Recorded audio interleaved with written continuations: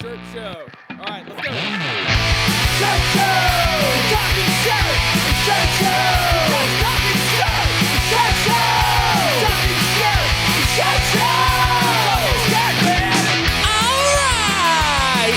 Episode 194 of Shirt Show! We're talking with John from We Make Shirts in Wisconsin. Let's go! What up, sexy? Hey, boo. What's going on? Is it cold there with the hood and the hat and everything? I mean, it's not warm. Sun shining, but It's warm. the high today is 44. That's not so bad. No, I just like having the hood on. It like keeps my ears warm and, keeps me all cozy. You look hard as fuck. I usually am. That's my boy. Yeah. Well, hey, we had an SNL. We did. Went pretty good, even though we had no plan. We just fucking shirt show style, just wung it. Well, that's what they say is, people don't plan to fail. They fail to plan. Right. And we have to adopt that to something else because that's like if you have a plan. So, but we fail to plan to succeed, right? Yeah, we didn't. Yeah, people don't plan to succeed. They succeed in sure not planning and not planning. Yeah, and that's what we do. Yeah.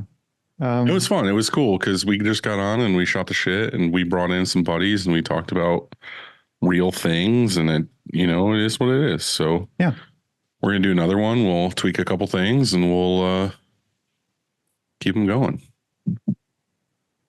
Yeah, for sure. And it'll only get better. Yeah. I think, everybody's first time's a little sloppy. Yeah. So there's that, and that's every Sunday. When are we doing it? It's at 8:00 Central, 9:00 Eastern. What time would it be if you were in Colorado? I don't know what Colorado is. Is that Central? I think it's Mountain. Is that Mountain time? So, that'd be what? 7:00? Yeah. Can you clear your throat a little louder for me? Right into the microphone? Yeah. That sounded great. You're welcome. In Colorado, it would be 7 p.m. And what happens if you're in 6? I want to say this word right. West Coast. Oregon. I think that's what we were told to Pacific, 6:00. 6:00. Yeah. 6. Mm-hmm. Yeah. And if you're in Hawaii? Dude, why? You can do all 50?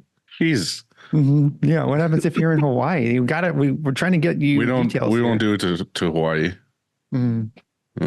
But I just have to suck it up. Okay. Well, yeah, we did it. It was fun. Come hang out with us. Instagram Live, 9:00 Eastern on Sundays. And your comments and what you say matters because we look at it and maybe we'll bring you in. We're talking about doing some giveaways. We're gonna give away some cool shit. So yeah, we have some really cool shit getting ready to coming our way. Right. Like multi-day used underwear. Mm-hmm. Perfectly seasoned. Yeah. Stuff like that. And so yeah, that's that. What do we have? What's next? Oh, it bippaged up. Is that what we call it? Bipped up? Bipped up? Yeah, bipped up over here. Less bip? Less bip or more bip. Well, we were on the phone yesterday and you said you had a large order confirmed. Yeah, I think it wasn't it 7 shirts or 8? I can't remember. Yeah, it's a good size order. Mm-hmm. Well, for us, you know what I'm saying? Right. Chad, take that part out. That's like such a terrible thing to say. Please. Nope. That's Leave stupid. That's so stupid. So yeah, it's one of those where you love to get because, we talk about larger orders, like pallets type of thing, that it becomes difficult logistically. You have to move it around and so that's kind of what it is. And what's great about that is that it comes in and then it you run that order for days or whatever, and then all the other orders get to pile up and stack up, and then you have stuff to do after it. You know what I'm saying? Just one of those perfect things that This time of year, what was it? Somebody just posted that their second half of February, most of their business in February comes from the second half. And I think that's true. I think that we unlocked and turned on the lights here on Monday this week, and everything just started. Like there's a lot going on. And so it feels really good. It feels really, really good. You know how when you're slow, that January slowness, and when you're in it, you can think about it and you're like, oh yeah, we're slow in January. But when you're in it, a day feels like a week and a week feels like a fucking month. It just feels long. Mm-hmm. And so when it's over, you're like, well, thank God, let's just print some shirts. I mean, my gosh, that's what we like to do. That's why we started this whole thing. It's fun. Is the order a fun order, or is it like fucking front, back, both sleeves? It's just front, back. But when you, I saw this, somebody posted this thing yesterday in Discord of somebody printing a hoodie over the pocket of the hoodie. And you know what they were doing? Have you ever done this? I have never done it.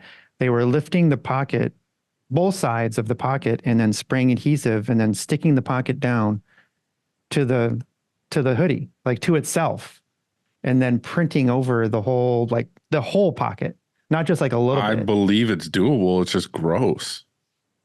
I wonder what it feels. I guess after you wash it, then it's fine. But you would have to, in my opinion. It's mist. Like they weren't spraying web. Yeah. But then it comes to the point too, if you're doing something like that, what's the first impression for the customer? Like, are they getting crusted pockets shut, or are they getting it? Like, are you washing it before they get it? Because there are some shops that have washing machines. It's true. I doubt they're washing it. It's probably like this. It probably goes down like this. Hey, you want us to print over the pocket? That's brutally difficult, but we have a way. We're going to spray in there. As long as you're cool with it, this is how we're going to do it. Yeah. That's what I would tell them. I'd set expectations. You know what I'm saying? Take it to the laundromat. Wash 100 hoodies. Mm-hmm. Yep. So yeah, it's just feels good. Feels really good on the inside and out.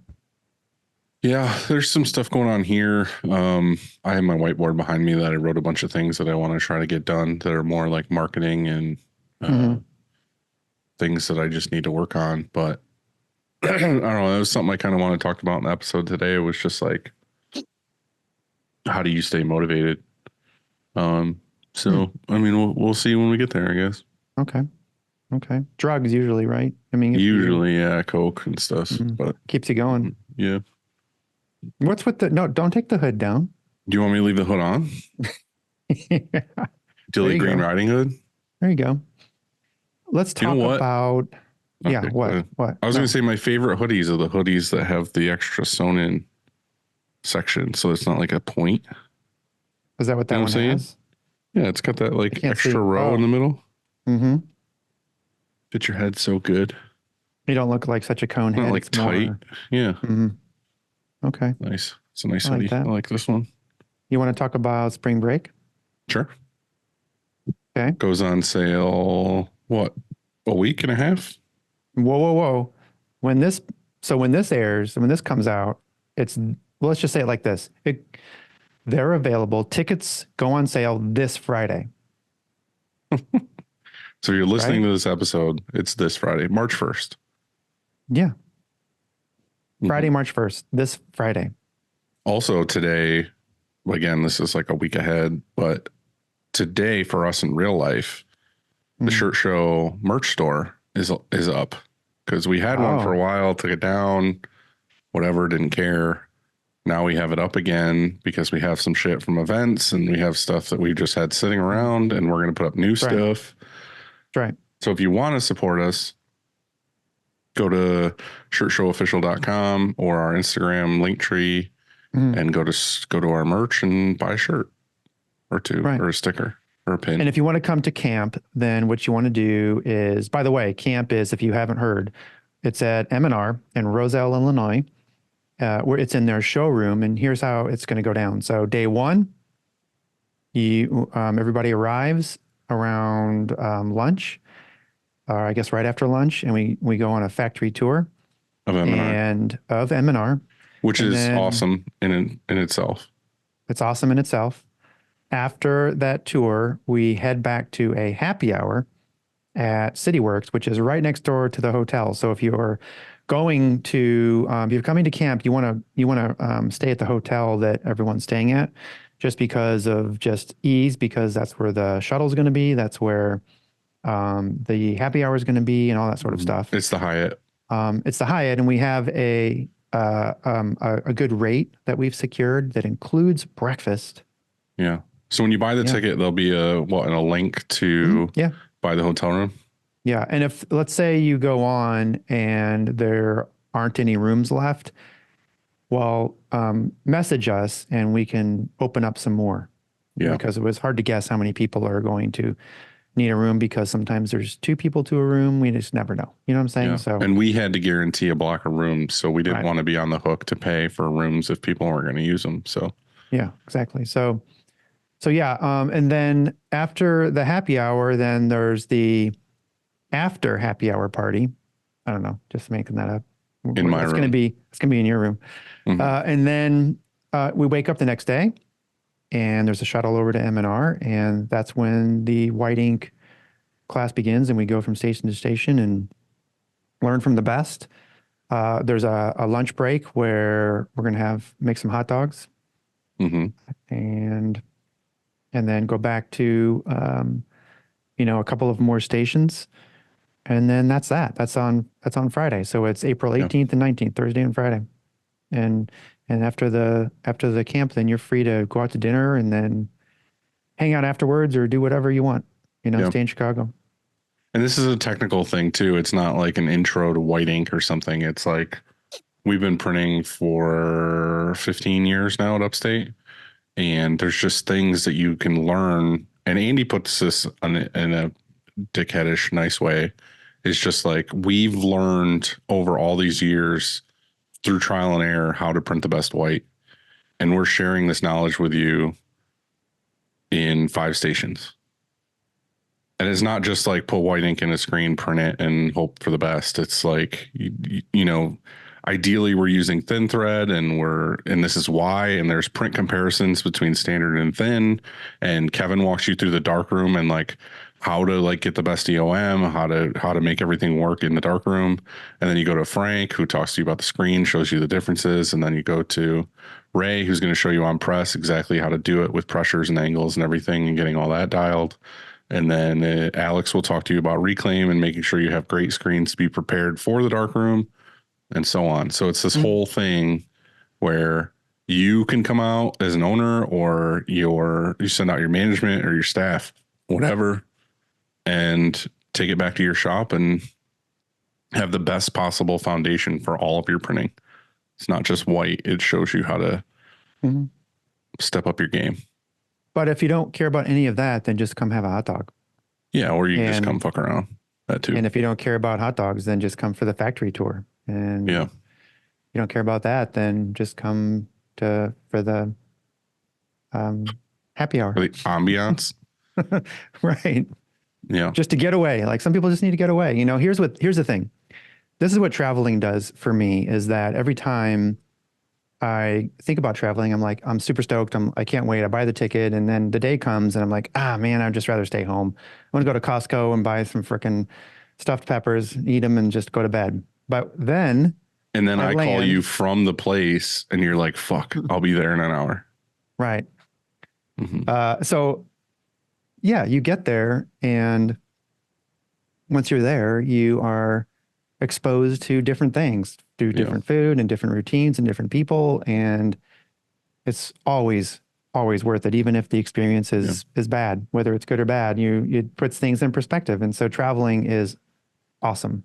Side note on this though, too, is just like last time, we wanted to keep it limited because, we limit it to 50. Yep. Because we want to make sure that there's the right amount of people per station to be able to like fully engage and pay attention. Yes. So we capped it at 50 people. Last time it sold out in 24 hours. If you don't get a ticket this time, we're going to do this again. We're going to do it probably a different place. We're going to share the wealth that's going to go around. We just want to do this for fun, but also to help people and share some shit. So if you want to go, don't sleep on it. Friday they go on sale. Try to get your tickets. And if you can't, we're sorry, but we'll see you on the next one. Yes, it's true. Okay. So I talked to Frank this morning, and it has been less than 24 hours that he has had surgery, and he's going stir crazy. He can't. He's already take it. like doing push-ups. He's like, okay, enough of this, not doing anything, and going into work. I said, Frank, how many dogs do you have? I think he has a bunch, like a whole, what do you call it? Litter. And just go walk the dog. Just walk the dogs. He goes, I already did that, Andy. I already walked the dog. What next? You know what I'm saying? So, Frank, we love you, and so glad that you're on the other side of surgery. So glad that you're going to be feeling better. And, you know, we're going to go, me, you, and Dylan, we're going to go get in some bar fights. Like, fuck yes. Actually, when we're up in Chicago at this, okay, so here's the thing. At the spring break camp, Frank is going to be there. Afterwards, after the happy hour, we're getting in a bar fight. Fuck yeah. His shoulder's good. My back's good. We're going to rip some throats out, Dalton style. Let's do it. I don't know about murdering people. I didn't say that. What the fuck? That's the whole point. This is like 80s style bar fight. You know, you just punch each other a lot. Break bottles and throw them over, like hit them over the head with like a that cube. Sort of stuff. We're not like shooting or stabbing or anything. Like that. Definitely. No. But I mean, you can still kill somebody. Maybe you can. I don't punch that. I don't punch as hard as I used to. If anybody can help us get rid of a body, it's Frank. Well, that's true. And we're in Chicago. He's the kingpin. Yeah, that guy. Sorry, Frank. We're so sorry. No, we're not. It all starts with a screen, and whether it's new stretches or restretches, Frank and his team do it the best. To find out more, go to graphicscreenfashion.com, rank.com, or greatfuckingscreens.com. The best fucking screens, the best man, the best company. If you don't buy your screens from Frank, you're a fucking idiot.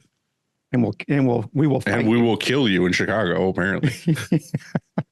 I'm gonna go to jail for death threats, but whatever, worth it. Here's the thing. Cleaning screens is no fun, but EasyWay makes it way more funner. Their line of eco-friendly chemicals will make reclaiming screens a whole lot easier. Check them out at easyway.com. EasyWay. It's the easiest way, baby. Yeah, sure is, baby. Baby. Look, my guy Nick over at Graphic Source, he's a good dude. End of sentence. That's all I have to say. Next, we have no. Look, GraphX is the source for production-ready digital art and remote art staffing. Go to graphicsource.com to learn more about what they offer and let them run your art department so you can focus on finding a way to get more hugs from Nick. Sure, that's what we want. Yeah, talk about bar fights. Then I hope he's up there too, because he can jump in. He will definitely start some shit. Yeah. Choosing the right emulsion for your shop is complicated, and that's why we love Chromaline. Go to chromaline.com to watch Kev's vids or contact him on Instagram at the Emulsion Guru and get the answers you need. I said it right, I think, right? Yeah, you just said it weird, like guru. Guru. Words are hard to say, okay? If you're not using DTF or screen print transfers in your shop, you are doing it wrong. We have partnered with Howard Custom Transfers to get you the transfers you need fast. Check them out at howardct.love. Love. Yeah, .love. Yeah, I like that. And if that doesn't work, go to .com. Yeah, maybe. Right. I'm going to get a tattoo today. Two of them, actually. Yeah. 2 tattoos. Two tattoos. Tattoos. Okay, where? Your face? Yeah. I'm getting a teardrop for the last time I was in Chicago. Okay. I'm actually getting the Shirt Show Globe. You fucking son of a bitch. You're supposed to do that together with me. I've asked you to do it like 6 times at different events and it never happens. So I'm going to do it on my own. 6 times might be an exaggeration, but this is 5. Unacceptable. Just get one. Save that tattoo for Chicago. I'll get that one, and then it'll force you to get it. Because you can't fucking live a day without having the same one I have. I already have it. So It's on your asshole, isn't it? Yeah, like nice try, but I already got it. It's a good place to get it. Well, I wanted to put it where it would be seen. Most often.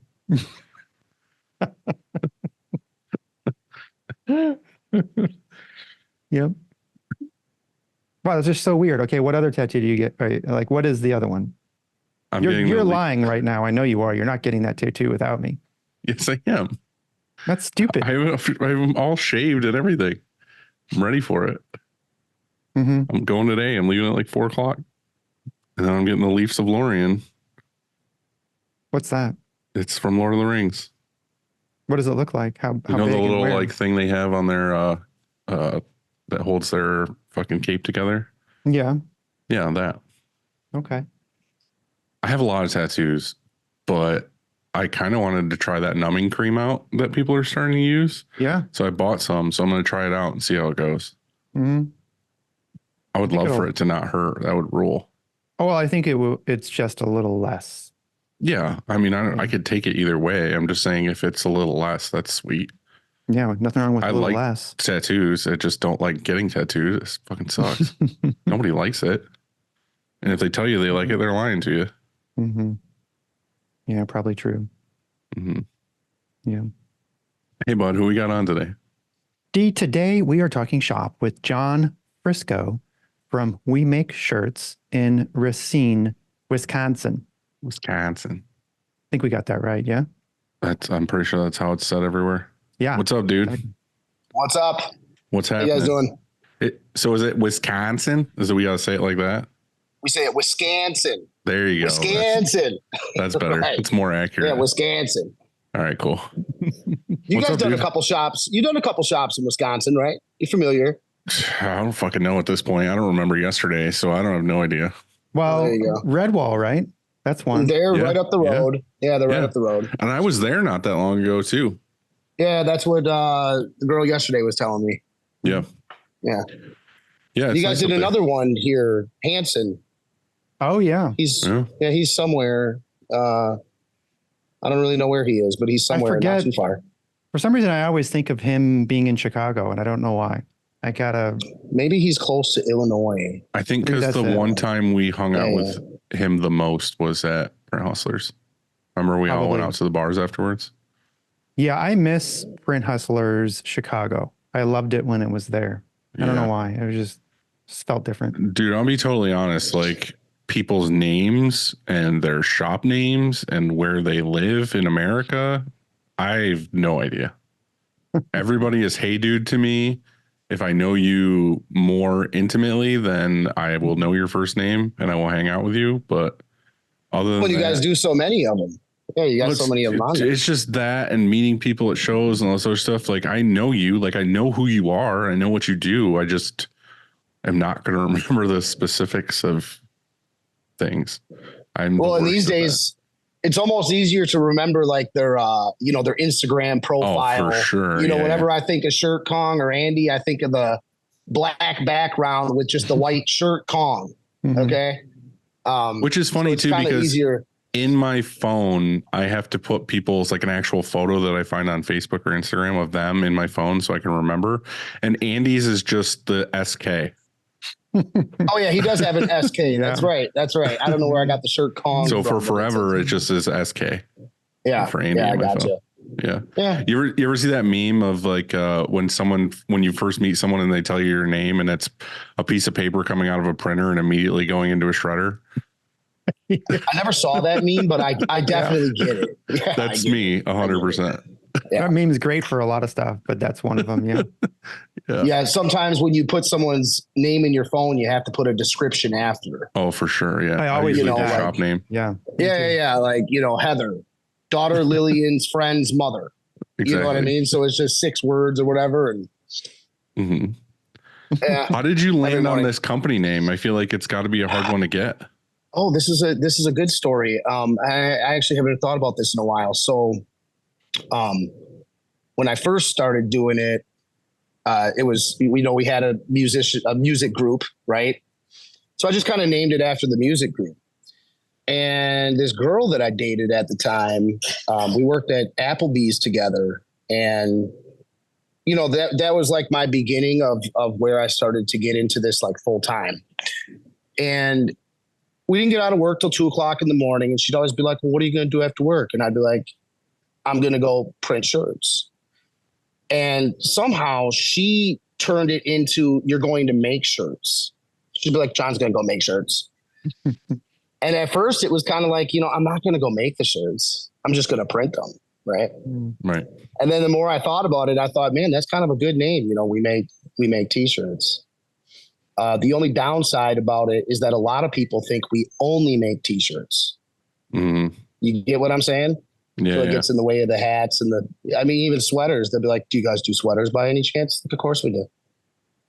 So. Yeah, I feel like that's a really hard thing, is coming up with a name, and then people make obscure things, and it's the same kind of thing of like, what do you actually do? Even here, just Upstate merch is kind of like, always got tied in with just people thinking it was like band merch or something, and it's right. It's like, no. And then I also don't want to say merchandise either, because I just feel like that sounds fucking cheesy. Like I have gold chains on or something. Yeah, it does. It sounds like the streets of New York City where they're selling. Yeah, like upstate merchandise, Right, right. But yeah, I don't know. It's just the evolution of it, becomes whatever. And so it's the same thing too. Like Sticker Mule now sells like t-shirts and like all these other things, but their name is Sticker Mule. It's like Sticker Mule. Yeah. They're always going to be known for stickers, but they sell all these other things as well. So, right. While we're on this subject of our name, do you guys have mission statements also? I was listening to this thing recently, and it talked about like how important they are because it defines you, and it always sets like this core value of, what you are. And if anything happens around you, like if you're slow or when COVID happened, for example, as long as you knew what you were there for and what your mission was and what your company stood for, well, then everything's going to be fine because that's what you do. And so like ours used to be t-shirts speak, what will your shirt say? And so I like that. I used to like that a lot because I had this thing about t-shirts speak, and I would say all these different things, how they speak. When you're out in public, they say things sometimes, and not just in words, but like the graphic could say something, about what concert you were at or all these kind of things. And people identify with that. And, or maybe they don't, maybe they hate that band. And at least like you can have a conversation about that, or who knows what. But I think that I might change ours though. I was thinking recently because, I like we make shirts. And you could say something like, it's almost like we make shirts that people like, because as long as you are, if that's what's true about yourself, right. If we make shit, that people fucking love, then maybe I should change it to that. But like, then you're good. You know what you do. Like no matter what, everything's going to be fine because that's what you do. You know what I'm saying? I had a video guy come down here one time because he was going to do some video in our shop, and it sort of fell apart. I don't know why, but he had a bunch of stuff scripted out, and he came up with, it was the way he had it scripted out. You'd have to read it, but it was like, "We make t-shirts. You don't, they don't, we do." Mm-hmm. And I think he was kind of doing that, like in regards to maybe cricket moms and things like that. Or competitors around the area. I don't know. But I kind of like that. I don't personally have one though. It's just we make t-shirts.net. I should have one. I've always thought about it, and I recently was going through the thing like once a year, like I do, where I feel bad about myself and I feel bad about my website, and then I need to go through and like redo it and add new things. And I was looking at some of my friends' websites, and I was like, fuck, they have like a whole about me page that talks about like, like Andy's saying, like mission statement and all this other stuff. And I'm like, do I actually need that though? Like, what is it accomplishing for me? Like, is it just to make you feel good that like, you're like, oh, we're sustainable and we, love our employees and look at all these pictures of their smiling faces when we all know in the background, like they're all fucking cutthroat and hating each other. And There's drama everywhere. So, Well, and the problem with looking at websites is you can look at 10 websites and you can say, well, this person's is better than mine. Easy. I do it all the time. yeah. Yeah, all the time. The funny thing with me, and I don't know, I'll ask your guys' opinion. I love websites that are very simple, like very user friendly, but like to the point, no fluff. Like I really don't like websites where nowadays, like I feel like as soon as you go to the website, it's like the whole background is a video and there's like links on top of that. And then you scroll down and it's another massive photo or a video. And it's like, there's just shit everywhere. Like I've always liked the like straight down the middle, like fucking, you know, their name at the top or logo at the top. Like this is where we're going.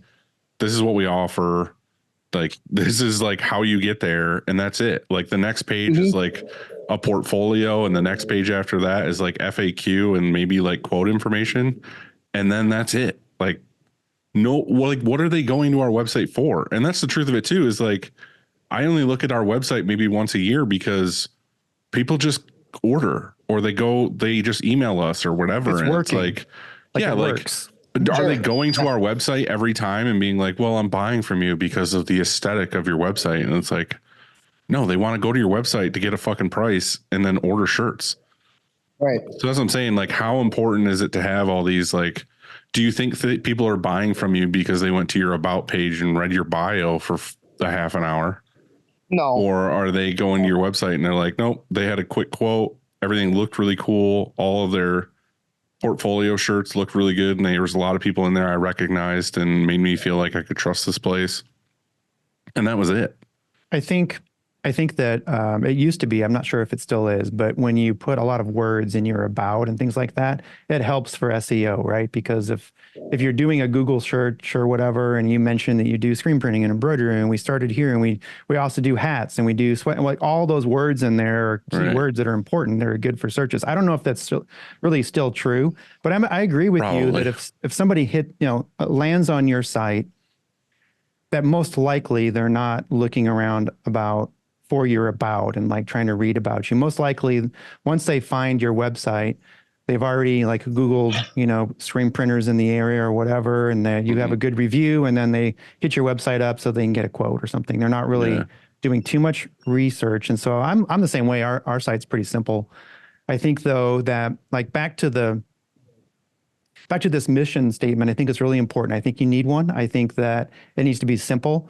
You don't necessarily have to advertise it, just so long as you know it, because I think that makes for also when you're selling, you're not really selling, because Dylan, it's cringe for you when you don't like selling. You're out at a restaurant or whatever. And you see they're wearing shirts. The last thing you want to do is say, "Hey, I'm Dylan. I'm from Upstate Merch, and we print this stuff." You don't want to. You don't like that.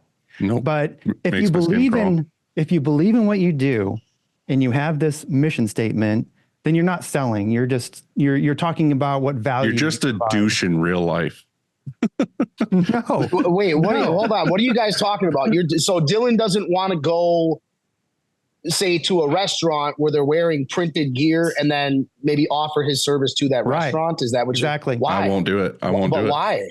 Oh God, I hand somebody a flyer every single day. I shake a hand every single day.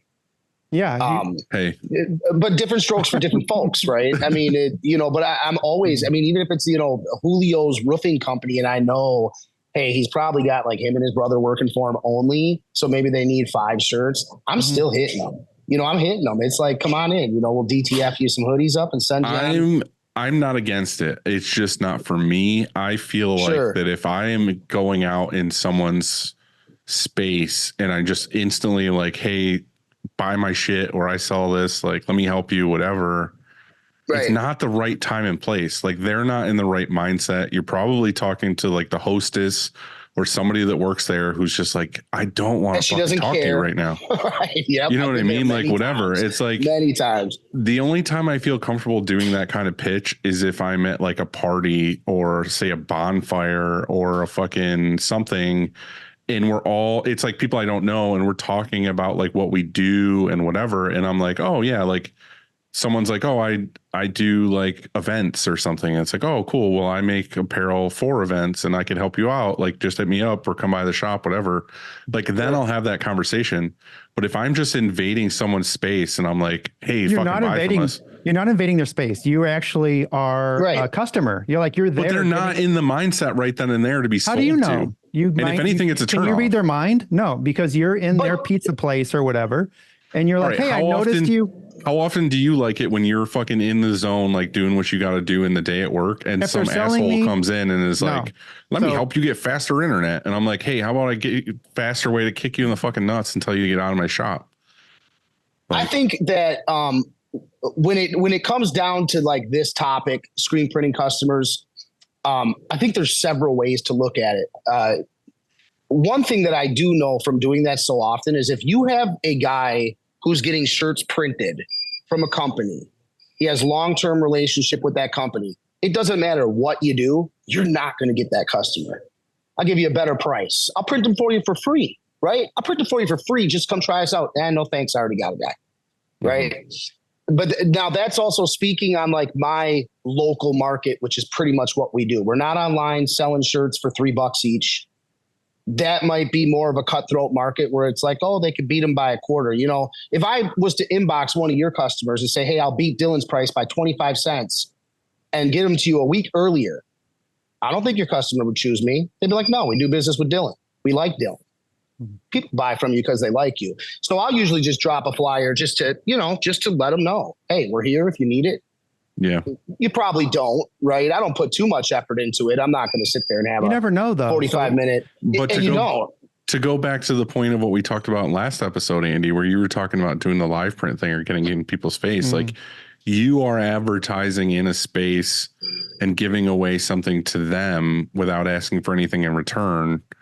That's when I feel like it's like tenfold. They would want to come to you or work to you because they discovered you and they discovered the product that you're trying to sell without being sold to.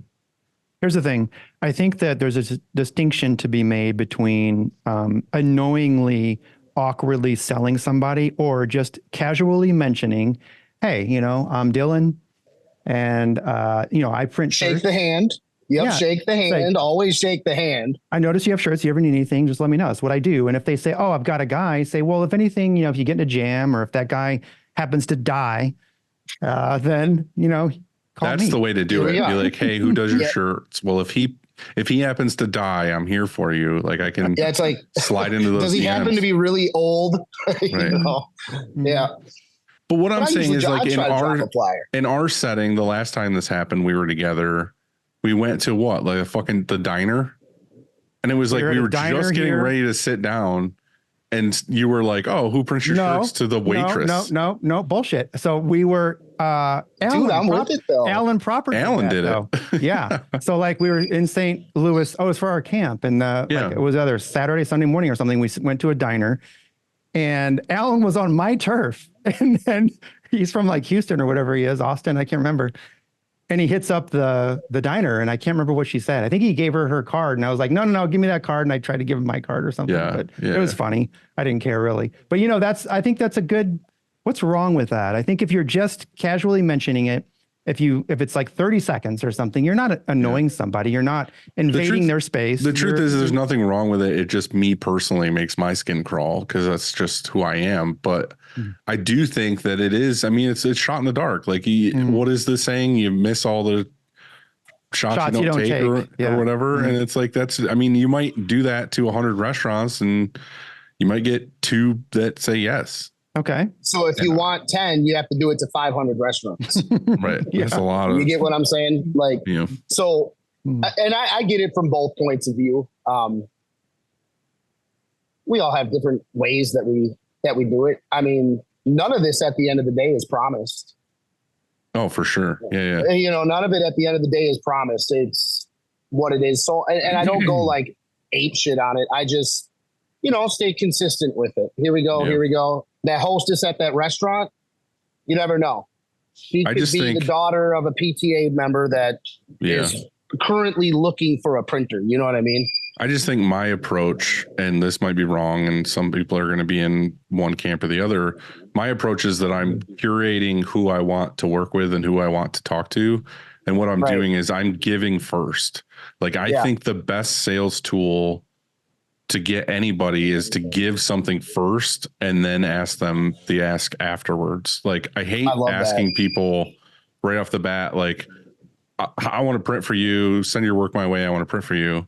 Whereas what I would rather do is I would rather send them a gift box, like a swag box or something with examples in their size, and then like maybe a handwritten note or whatever, and then just mail it to them, and then be like, hey, I'd love to talk to you. You might have somebody already, but I would just love the opportunity to like have the conversation with you of what is it you like or don't like about who you're currently working with. If I can offer something better than they can, or if you're just in the need in general, like I'm here. Like I would rather give them something than to just be like, give me your business. Have you ever, we've done swag boxes quite a bit and they actually work really well. We'll ship them out in the mail. Have you ever tried sending one to like a huge company? Like say a basketball team? Really? Yeah. We sent one to a huge company that's here local. They opened it up and sent it back. It's like, man, that's. But the thing is with those is you can't just make a generic ass box. Like I get those all the time where it's like, I mean, I get them all the time too from like S&S and Broder and whatever, where it's just a box of stuff and all the shirts are printed, which I kind of have a pet peeve about that too. Like the shirts that we get samples should just not be printed. Just stop doing that. And it's just random shit. And it's like, what? I don't understand. Like, this isn't for me, obviously. This is just like a promo box, whatever. Like, I like when it's specifically tailored for that person. So what I'll try to do is I'll try to hit them up, email or Instagram or something, and just say, hey, love your company. I've been following you for a while. Like a real message, and be like, hey, I want to send you like a gift or a swag box or something. What is your size? And they tell me their size. Right. But then by knowing that company and actually liking them or following them, I kind of know what they're into. So I'll send them stuff that's ours, that's already printed, that I know they might like in that size. But then I'll also throw like random cool shit in there. Like I used to have packs of like Jurassic Park cards, or like if I know they're like really into aliens or they're really into like whatever, like I will throw a random ass toy in there or something that's like super specific, where when they open the box, they're like, I don't really care about the shirt. I don't really care about this, or I might not even want to use their company right now, but I do love this little trinket that was in here. And then they put it on their desk. And then the next time they have to order shirts, they look down and think like, oh, like maybe I'll give this person a shot, or this guy just fucked me over and can't meet the turnaround. I'll hit up this other guy because I have this stupid little alien trinket on my desk from Upstate Merch, sent me a year and a half ago or whatever. Like that's me shooting my shot at this point, is like, like I said, if it's a handwritten note, like I know people cringe at that of like, oh, well, I would rather type it up and make it look professional. I would rather a fucking card, like a cool, like postcard or something, where on the back is like handwritten, like, hey, I love your company, would love to work with you, signed Dylan, hit me up or whatever. I just think to me that's like the better. It's like putting a little more thought into it. Yeah. Yeah. Instead of just like, give me your business. Give me your money. Yeah. So anyway, I know we went off the rails on that. I want a quick story of how you got to where you are, because you said you came from Applebee's. Why did you get into printing? I got into printing before Applebee's. I got into printing. So we used to be a music group, much younger years, and we used to get shirts printed from a printer. All right. And one day the guy just ghosted out on us. So we had to get some shirts printed at that time, called some local companies. Nobody wanted to take my money, pretty much, for, just as little words as possible. Like it was so hard to order the shirts. So I thought, you know what, I'm going to make it myself. And from there, just started going, went over to get all these supplies that I needed. And did you just buy like a hobby kit, or did you have a press? No. I did not have a press. I didn't have anything like that. I went to Joann Fabrics, grabbed a square of mesh, whatever it was. It was kind of like a pantyhose type material. Made a screen out of 2x2s and screws. Stapled the mesh to the screen. Stretched it as best I could, of course, and that was my setup. Never at that time. heard of that before, but I like it. I actually did that for a long time. I probably did that for like the first 2 years. So by the time the screen thing, making screens like that had ended, I had printed a lot of shirts that way with hand stretched mesh and then just stapling it on the back of a 2x2 square. It was pretty horrible, but it worked, most guys would look at that and they'd be like, there's no way. There's no way.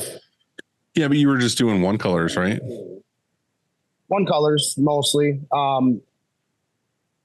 It got into more colors than that. And were they great? Probably not. But they were good enough to sell. Yeah. As time went on, I mean, the first 2-color job I did, I horribly messed it up. It was horrible. I gave it to the customer anyway. They didn't say anything. I mean, this is 10 years ago. I knew it was wrong at the time, but I legitimately tried my best. They thought they were great. At least they said they did. They never came back. Well, if that was a sign. But at that time, this was not a plan to go into business making shirts. Right. At that time, it was just about more or less something to do, a little bit of extra spending money. I had no idea at that time. Yeah. You were also just filling a need that you had for the band or whatever too, that you were trying to get your shirts. Yeah, that was way early. Like when I was making our Enicar shirts, that was what the band was called. That was way early in time. So that was before I would offer printing to anybody else. Yeah. That was super, super first. So then what made you get to the point where you're like, I'm going to do this as my full-time job? Once I started getting orders and once I was able to buy a 4-color silver press and a flash, just a black Chinese flash. Oh, it wasn't the Chinese one. It was just a black infrared flash. At that point, I felt like I was on top of the world. Right. In my little shop. Right. And I would put the shirts. I had a nightstand. I would put the shirts on the nightstand, throw the flash over it, let it cure. But at that point, I could give people a product that I knew it took me a long time to make, but it was decent enough to sell to the public. That just snowballed into kind of where you're at now, because you kind of have a lot more going on now. Like, how long ago was that? 7-8 years ago. Yeah, 7-8 years ago. So when I first had my first shop, my screen printing shop, I only paid $200 a month for my commercial space. And I went online and I posted a thing about, I'm trying to start a business. If anyone out there has some extra space that they don't need, don't use, I don't care how it looks. I don't have much of a budget, but I'd be more than willing to come look at it. Well, lo and behold, somebody contacted me and he said, yeah, I got some space. You could come over and look at it. I said, all right. So I go over there. I'm expecting a bathroom. That's what I'm expecting. It's like I got $100 budget to spend on this. It was a whole storefront and a shop in the back, glass windows, glass door, customers can come in. So I asked him how much you want for it. And I thought for sure he would say at least, 800, 900. The guy said 200, or maybe it was 250. It was $200 or $250 a month. I thought, done. We're in here. And that's how it started. Why was that That's so how cheap? the screen printing, like, why was he giving it to me for so cheap? Yeah. If he didn't know any better. I was going to say, was there like a meth house upstairs or was it in like a weird neighborhood? No.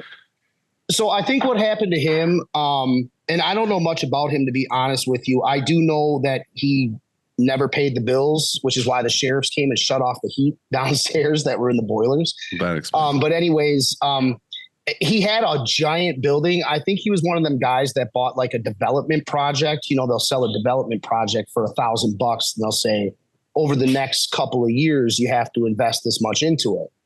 Well, I think he bought it, didn't have the money to invest into it, and was pretty much just squatting in the building himself because he lived upstairs. So we thought I could take a couple hundred extra bucks. Right. It wasn't a glamorous building by any means. You know, it was old, dumpy, quite a bit going on. But I knew nothing at the time. I just needed a place. That's all. But it got you to where it got you to where you are now. Is that the jump from there to where you are now, or was there multiple jumps? Yeah. No, if that wouldn't have happened, I wouldn't be here at all. There's no doubt in my mind. Because we wouldn't have had a place to get started out of. Or I could have gotten here somehow else, doing it in my garage, my bathroom, whatever. But I don't know. I think that was definitely the break that made it possible, because I was able to accumulate a big customer base in that little building. Right. Was it all local stuff? All local stuff. Yeah. Still today it is. We ship out a package, I don't know, 3 a week. We're not big on, no. Yeah. And when we ship them out, they're not too far. They're going 50 miles. Right. That's awesome, though, that you have enough business in where you are in Wisconsin to have the size shop you have now. Well, we're right in between Milwaukee and Chicago. And really, I mean, there's plenty of people that we have a population of 80,000. So we got quite a few big businesses around here and things like that. That's plenty. You know, what else do I need? Yeah. Unless you want to grow and you want 30 automatics in your shop. I don't really strive for that. Yeah. I like my shop the way it is. This is our 4th location. We've been in 4 different buildings. Okay. Oh, really? Yeah. So the first building, the one I was just telling you guys about, what happened was the sheriffs came and shut off the boiler downstairs. So there's no heat. Wintertime, we pretty much froze to death. We were burning a propane heater just to keep warm ourselves. But then by the time spring came around, the pipes, they all burst in the building. So we had to get out of there. Why would they shut the heat off? Just to try to get you out of there? No, because the heat was in his name. It was a boiler, so it did the whole building, and he wasn't paying the bill. So finally, the sheriffs came and cut it off. It was at that time. It's like, okay, we got to go. You know, Wonderful. Obviously, it's blown out. So then we had to scram to get a new, very small spot. However, that spot was very on a busy corner. Sat there for, I don't know, years. That's where I bought my first automatic, the brown Electroprint. And then we moved into a warehouse, dusty, nasty, and now we're in this nicer warehouse. I was going to say the one you're in looks really nice. It's nice and white and bright. Yeah. This one's in part of town. People are comfortable coming here. Nice. That always works out good. Yeah, definitely. The question I had that I've been struggling with the last week is just because I'm in like a little bit of a lull, and I generally have bigger picture projects to work on. And sure. I don't know, for some reason this week, I've just been like not motivated. Like I don't know if I'm not getting enough sleep or what, but like I'm just sitting at my desk and I'm like doing tasks, but like there's these things that I know I need to do that I'm just like, I don't have it in me to do this right now. So I more or less wanted to ask you guys what you're doing to stay motivated to get that next task done. Because for me, it's like I need a kick in the ass to be like, all right, let's do this next thing. So I didn't know if you guys have something where you're like incentivizing yourself, or if you're just kind of like, Andy, what do you do? Do you think it has anything to do with, like weather, like crummy weather? Sometimes, seasonal. I was going to say it might be seasonal depression, but I think it's also just because like I prefer being busy as fuck all day. Like I prefer days when it's like I got 100 things I got to do. And then I know I'm like, well, I've got to do this to get to this, and so on.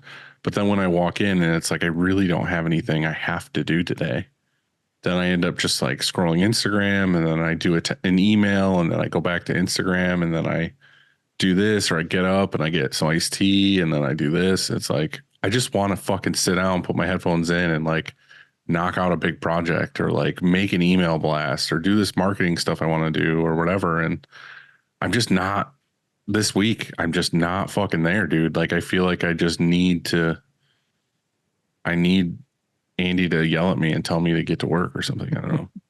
Well, how's your guys' schedule been? Have you guys been really busy or? I mean, it's Dealing with January. Well, it's not January. It's February. It's just that time of year. Like we do have some big projects going on, but it's things that are, I don't know, I guess like self-contained and like it's not really needing anybody's attention. We like know it's what we not got to do. cracking. It's on the schedule. They're printing it. If anything, we're ahead of schedule. There's nothing really to do. It's just kind of like they're printing and they're working a full day and going home. And I'm not really involved with that anymore. Like I'm more like, okay, what do I need to do to grow the company or get bigger new clients in here or whatever. So that's what I mean. Like I come in and I want this like artistic creative space to be like, oh, I want to do this thing or whatever. And I don't know, I'm in like a writer's block kind of thing where It happens. I need to travel or something and just get motivated to come back and do more shit. Well, how long you've owned your business for? How long? I've been doing the merch game for the last 17 years. Oh, that's a long time. Well, yeah, of course you're gonna have days you don't want to. You know what I mean? I mean, I got stuff to do. It's just, I don't know. But I mean, you're doing the same thing for so long. I need a shiny object to get me there. Sometimes like, so I just bought a brand new embroidery machine, brand new 24. I don't know, man. Sometimes I feel like you got to take a leap of some sort. It's like, you know what? I'm going to go out and spend a bunch of money I shouldn't be spending or make So you're myself telling me to go spend a bunch of money? Yeah, make myself uncomfortable, in some way, shape, or form. Start exploring something that maybe I hadn't thought of yesterday. I don't know. I have the same thing though. I think that's good advice. I think that's an option. That's like one option that would work. You're right. When you make yourself uncomfortable, then like you're saying, maybe Dylan's gotten too comfortable and he needs to do something that puts him out of his comfort zone and gets him going on some other path. But I think also that, ebb and flows are just part of life. I think that, absolutely. It's difficult to remain inspired or have, pedal to the metal, full energy all the time.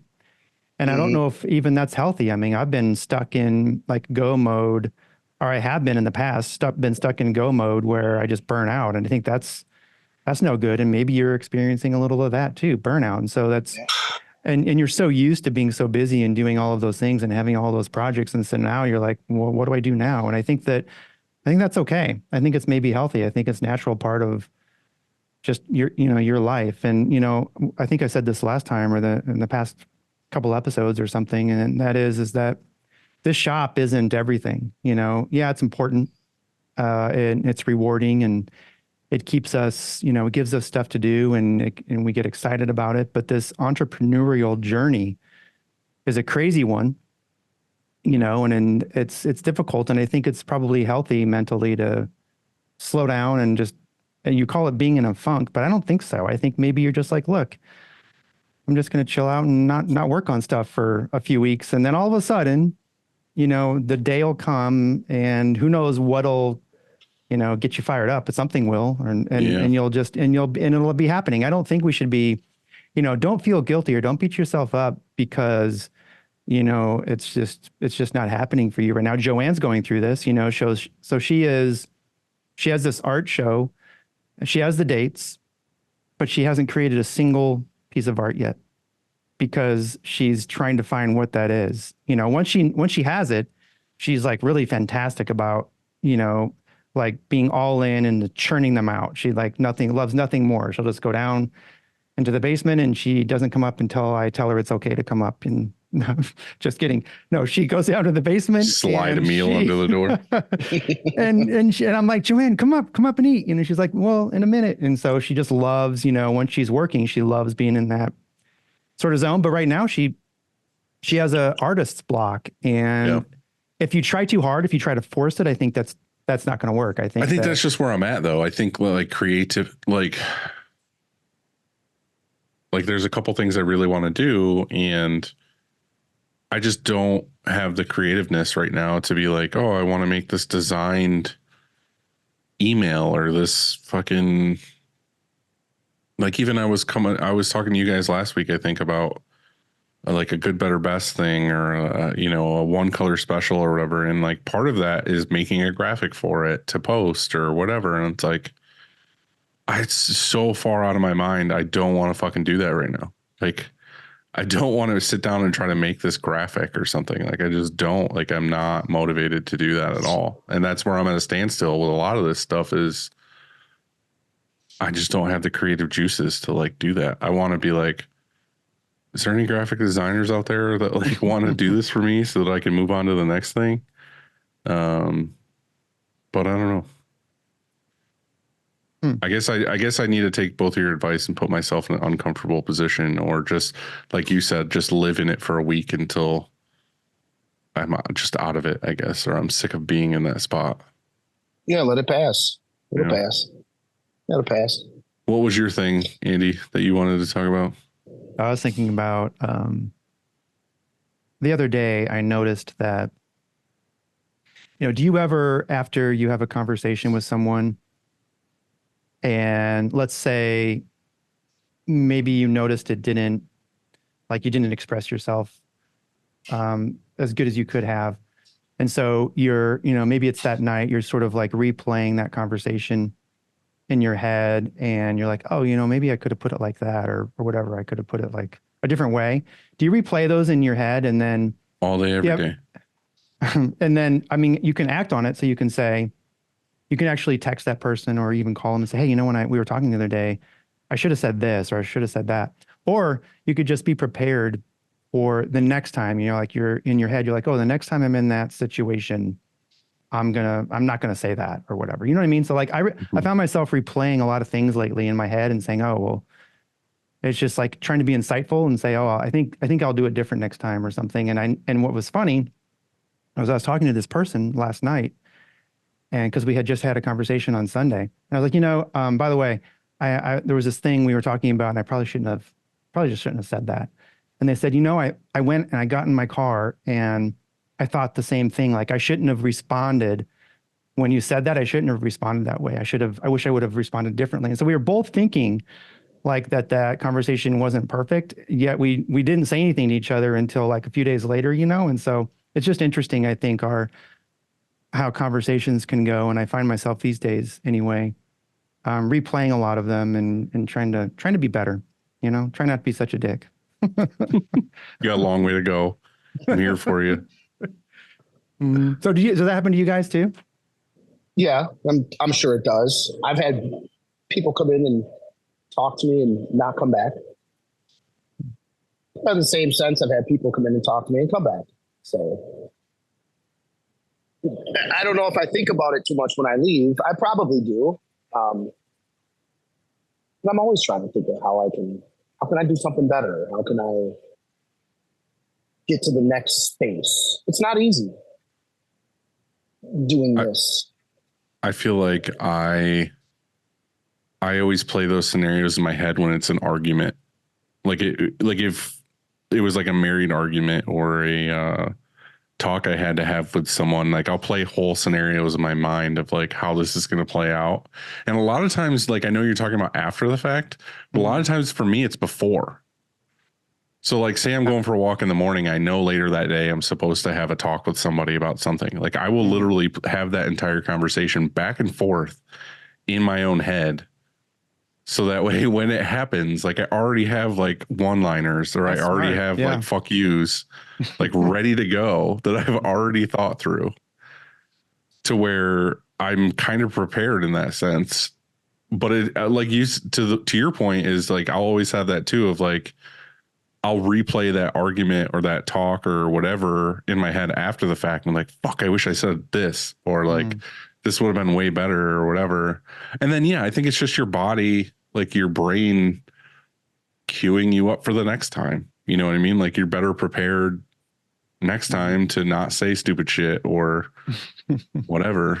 My problem is I always put my foot in my mouth.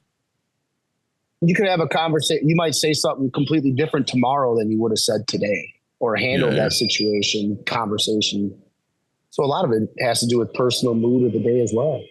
I think the biggest thing that I've learned, and this is apparently a new trend where we talk about Dylan's way of improving his life over the last year and a half, is I always used to be in the mindset of, if I'm in an argument or I'm in a heated discussion about something, I would always like fight it, and like make sure it was done like right then and there. There was never a sleep on it. There was never like a pause. It was always like, no, we're going to fucking hash this out now until it's over.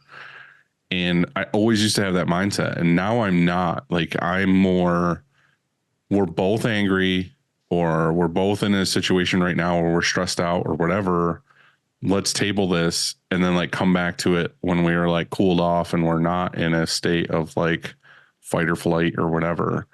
And things are so much better now having conversations that way, because we get some shit out, we walk away, we come back a couple hours later, and it's like, and the key part of that is apologizing for shit you fucked up about or said wrong or whatever. Like Andy said, he talked to that person and was like, I shouldn't have said it this way. And then that other person was like, yeah, well, I shouldn't have responded that way. Like, you don't do that in the middle of an argument. You're not in the heat of it. And you're like, I'm sorry that I actually said, because it's never real. It's always like, well, I guess I'm sorry I fucking pissed you off or whatever.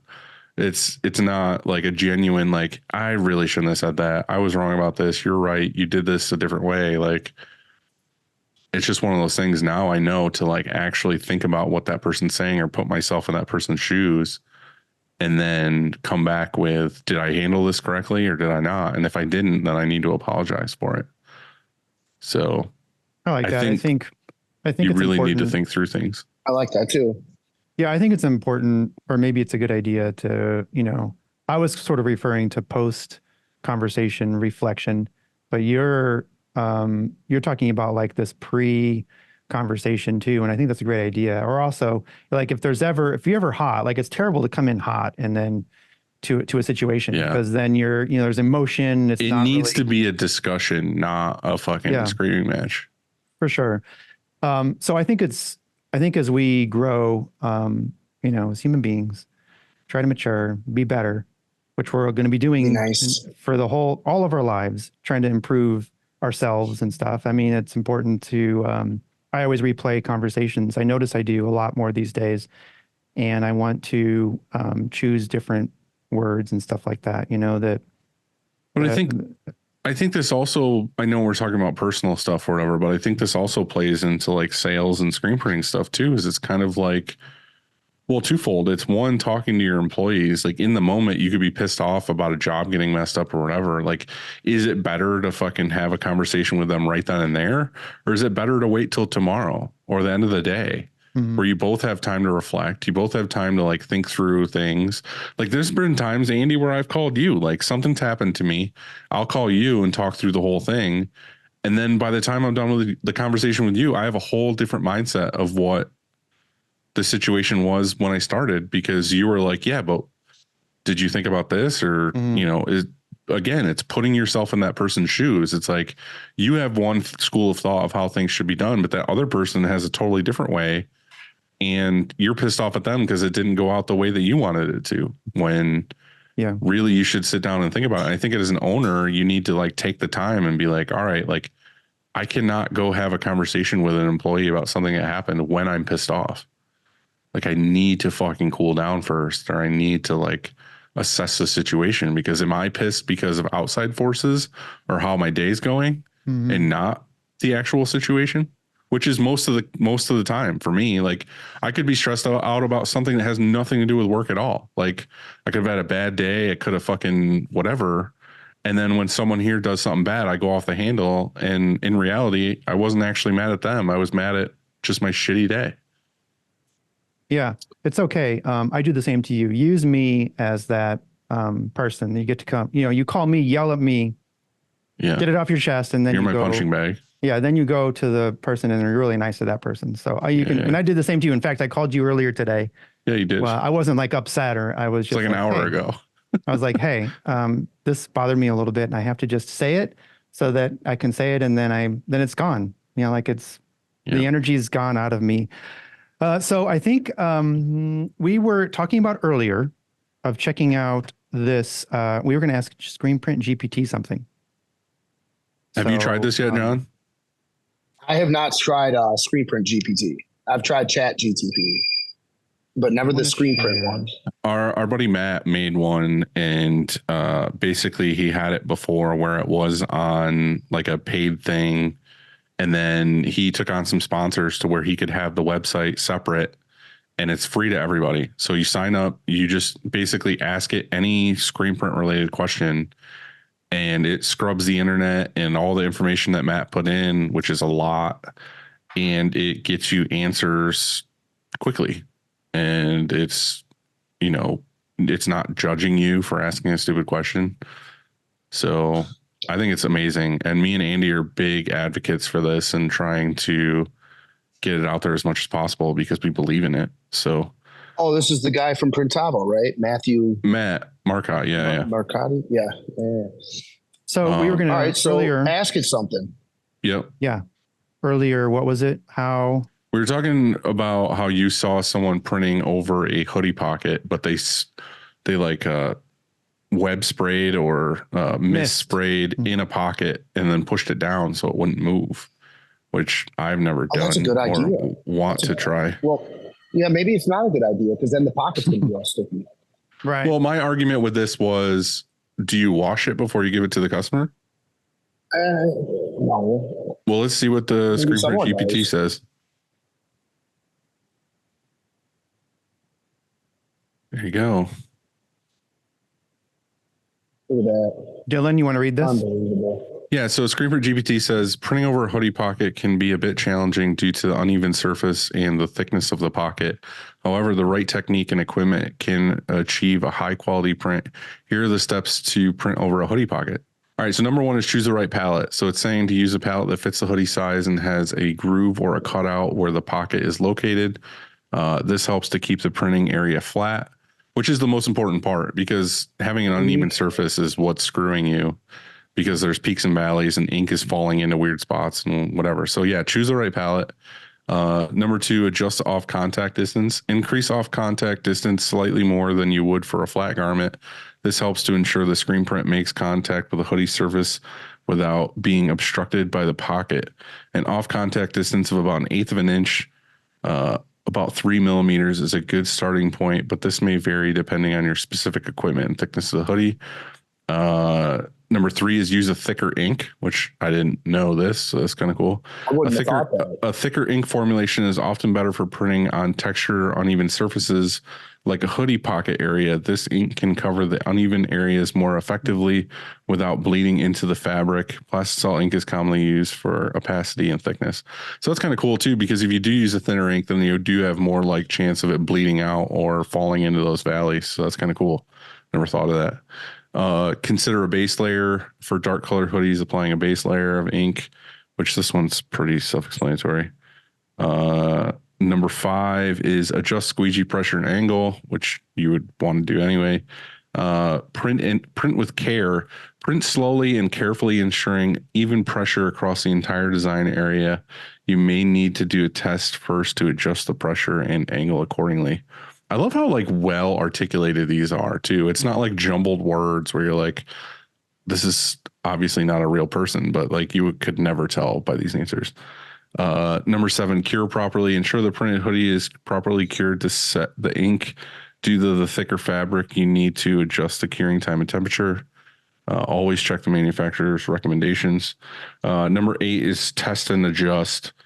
I think these last couple are just kind of like, hey, you should make sure like everything's dialed in the way it needs to be. But I do like the first couple. They were very helpful as far as the choose the right palette and the thickness of ink. Those are two things I didn't even, well, I knew about the palettes, but there are other ways. I mean, me and Andy, we talked about this before where it's not just palettes. Like there's people who put neoprene on top of your palette and then print on that. So it squishes the seams down into the neoprene.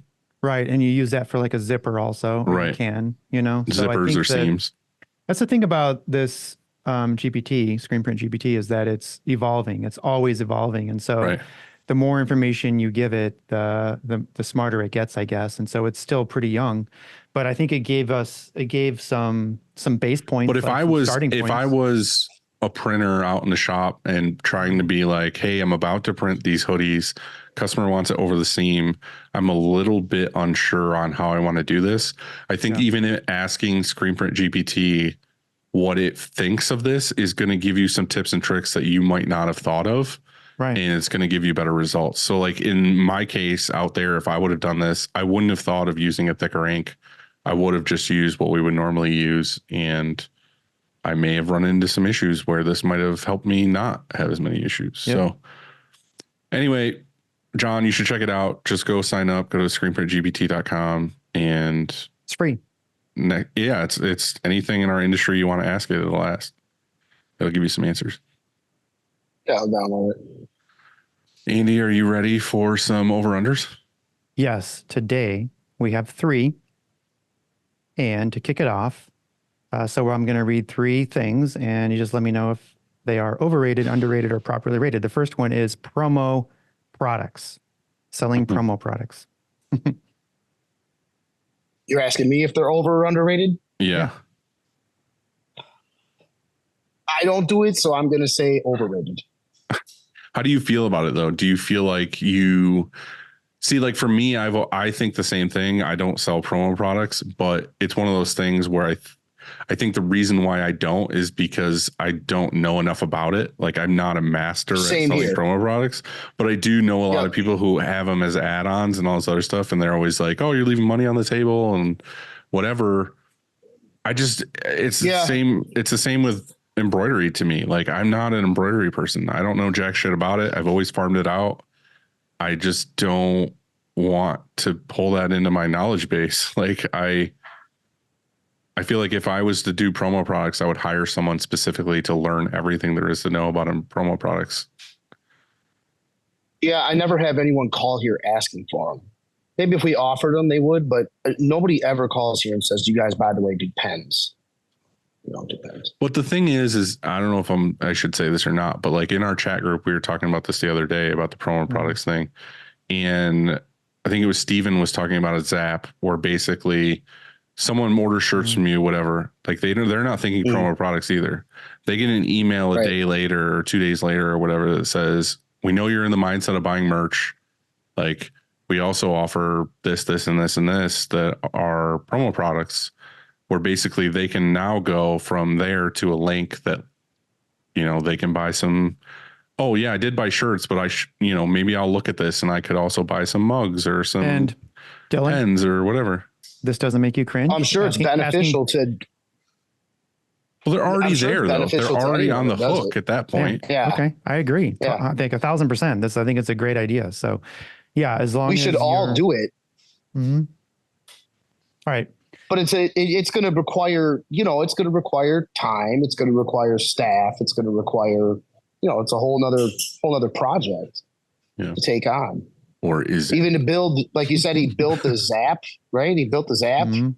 How do you even build the Zap? I don't know. So I Do you think guys that build Zaps? I think here's the thing. I think that if you have an automation that, it doesn't take more time, right? So that email automatically shoots out 48 hours after, they picked up their order or whatever it is. And so that doesn't take anything. And if they click on a link and they go and purchase some coffee mugs, let's just say, and that you're not fulfilling that order because we're not printing coffee mugs here, but we are, it's taking them to a different website, which is coming, which we actually have talked about and just recently, which we probably need to do a show on. I'm sure Steven and Bruce will do one too. But there's going to be an option, I think, for a lot of screen printers anyway, to just let their customers purchase promo products and have it not be any really extra work for that screen printing shop. Instead, it just be like a different revenue stream, I guess. And if you're interested in that, that's what I think I like, is because I never wanted to, I like t-shirts. I don't want to mess with pens. I don't care about pens, Me too. right? Yeah. And so I don't want to mess with promo products. So, but anyway, I think that they are way underrated because it would probably help pay a few bills around here. You know what I'm saying? I think the truth of it is that we don't like to admit is I know we don't do promo products and we don't whatever, but the truth of it is a lot of the customers that we're getting or dealing with, they're buying them anyway. It's true. Like if they're not buying from you, they're buying from somewhere else. Like they might come to me for t-shirts, but then they're going online somewhere else and buying all kinds of shit like bags and like whatever else. And there's a huge company we deal with that's like $1 million customer for us or whatever. And I feel like 60% of what they would want to order is promo products. Mm-hmm. Because they're giving away like bags to every new employee that's got like a backpack with, you know, notepads and pens, and it's got a shirt in it or a hat. And we do the shirts and hats. But there's 10 other items in this right, bag. but they got all kinds of trinkets. Yeah. Right. There's 10 other items in this bag that they get, or they do a lot of these like job fair things or this and that, where they need fucking stress balls and like all this other bullshit that they hand out. And it's like, we're missing out on all that just because we don't offer it. Someone else is doing it. But if they could come to us and go to a separate website, order everything, and then they know it's not fulfilled by us, but they can get it all done from one place, technically, they'd be more likely to do that. One-stop shop. Guys, I have... but you need that automatic way to get in there. I like that. So if somebody has the automatic way that they can offer us to do that, then great. Right. But that's what we're talking about. I don't want to show somebody... Yeah, I don't want to personally email someone 24 different styles of pens. Yeah, I agree. And that's the only point I'm trying to make. Extra revenue is extra revenue. I'm with you. I'm with you there. I don't want to mess with it either. Our next over under is number 2, grilled cheese. I love grilled cheese. I don't feel like I normally would just eat a grilled cheese sandwich by itself. I will eat a grilled cheese if I can dip it in a stew or a soup or something, which we all know how I feel about soup. But if I'm just using soup as a broth to suck up into my grilled cheese, then I will do that. I do like a hot ham and cheese. So like basically grilled cheese with ham in it. Yeah. But just to order, like go somewhere or whatever, or just be at home and eat just a grilled cheese sandwich, it probably won't happen. Well, I think you're missing out. They're underrated. I had a grilled cheese last night, and with roasted tomato Trader Joe's soup. It was delicious. Yeah, you have to have the two together. The last question. Okay. Yeah. Ask it. It's your question. Oh, So, what's for dinner, guys? I have no idea what's for dinner until I get home. Usually, what's today? Wednesday? Yep. If I had to guess, spaghetti or some type of pasta. Do you have like a set every night of the week? Is a specific meal? No, but we haven't had spaghetti or pasta in a while. She made pot roast last night. I think we had tacos on Monday. I would guess some sort of pasta is coming tonight. Yeah, I grew up in a household where it was like Monday was this meal, Tuesday was this meal, Wednesday was this meal. It was like the same every week. 6 o'clock on the table. I knew what I was having. If I had my choice, it would be steak and tacos every single night. I eat like steak a simpleton. tacos every night. Yeah. Every night. I eat like a simpleton. It's steak or steak tacos. I'd be perfectly fine.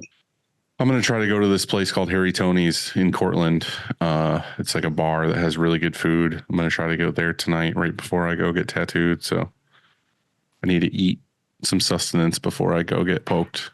Oh, yeah. If I don't eat, I feel woozy. What do you get? Like a little baby tattoo? boy. I'm actually getting a shirt show tattoo tonight. Are you really? Mm-hmm. Nice. Is Andy getting one too?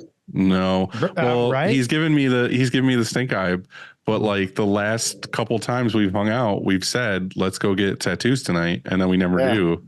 And I want it and I have the opportunity to go. So the thing is, I'm going for another tattoo. Like that's not the shirt show one, but the shirt show one is so small and like easy that I was just like, throw this in too. And he was like, yeah, no problem. So that's what I'm going to do.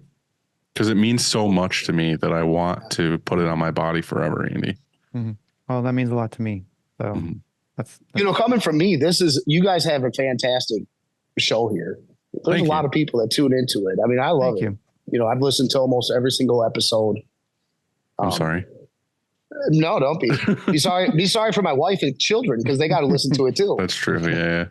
So we're riding somewhere. They're like, God, I don't want to hear about your I'm not trying to puff us up in any way, but we do have multiple people like that though, where they don't have anything to do with printing. They just listen to it because their significant other listens to it.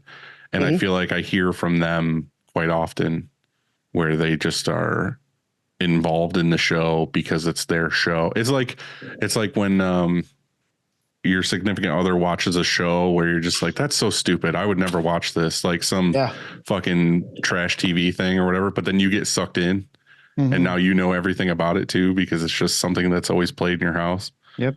That's what it's like. Yeah, we've listened to all of them. When are you going to get your tattoo, Andy?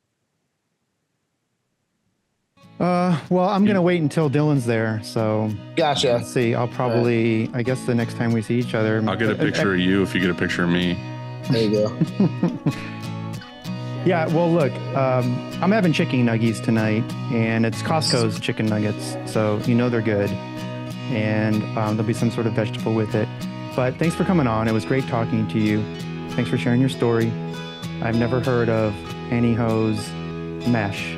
But it wasn't actually pantyhose, but it was something a similar material. I've got a picture of it. I've got a picture of it on my thing. We appreciate it, man. Have a good rest of your day. Gents. We'll talk to you later. Thanks.